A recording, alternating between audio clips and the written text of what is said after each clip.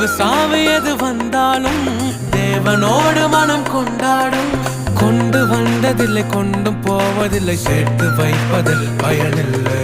ஆசை 100 நீ கொண்டாலும் தேவன் நினைத்தாலே கை கூடும்.